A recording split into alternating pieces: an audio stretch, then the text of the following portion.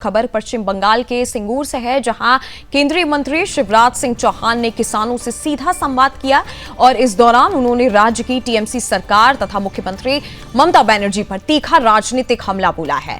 दरअसल सिंगूर में किसानों से बातचीत के दौरान केंद्रीय मंत्री ने जमीन के उपयोग और किसानों की स्थिति को लेकर गंभीर सवाल उठाए। उन्होंने कहा कि सिंगूर की जमीन पर ना तो खेती हो रही है और ना ही कोई औद्योगिक परियोजना स्थापित हो पाई है। केंद्रीय मंत्री के अनुसार ये स्थिति सीधे तौर पर राज्य की मुख्यमंत्री ममता बनर्जी की विफलता का प्रतीक बन गई है।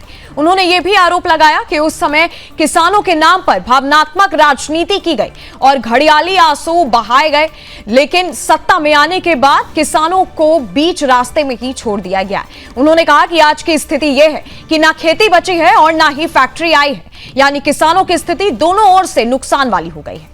वास्तव में शिवराज सिंह चौहान ने कहा कि आज किसान सबसे ज्यादा परेशान है और वह आर्थिक संकट में खून के आंसू रोने की स्थिति में है। उन्होंने यह भी आरोप लगाया कि टीएमसी सरकार ने विकास की बजाय केवल वोट बैंक की राजनीति की है और किसानों के मुद्दों को नजरअंदाज किया है। केंद्रीय मंत्री ने अपने बयान में यह भी कहा कि सरकार ने सिर्फ वोटों की फसल काटने का काम किया। सिंगूर का यह मुद्दा एक बार फिर राजनीतिक बहस के केंद्र में आ गया है, जहां एक ओर विकास और उद्योग की स्थिति पर सवाल उठ रहे हैं तो दूसरी ओर सरकार की नीतियों पर तीखा प्रहार किया जा रहा है।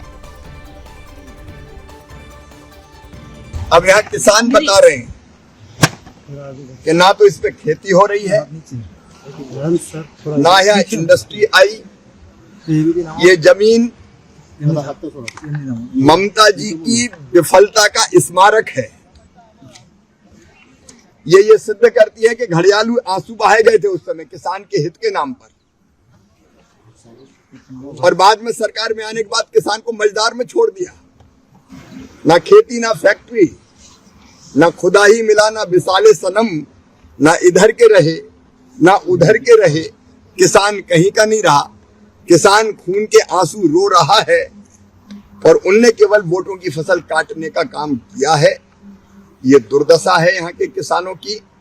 मैं तो बड़े जिज्ञासा से देखने आया था कि इस जमीन पर इतना बड़ा आंदोलन हुआ है, क्या अब क्या किया होगा किसानों के लिए। लेकिन ये सिद्ध होता है कि केवल राजनीतिक लाभ उठाने के लिए आंदोलन किया गया था। वास्तविक किसानों की चिंता कहीं यहाँ दिखाई देती ही नहीं है और किसान आज भी परेशान।